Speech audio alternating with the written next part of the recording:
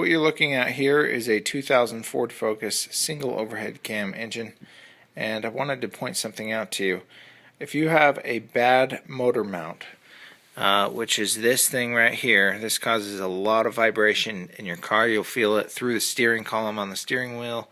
But if that goes bad, which is very common in these cars, even multiple times, the motor mount's a bad design, it shakes everything else that's attached to the engine.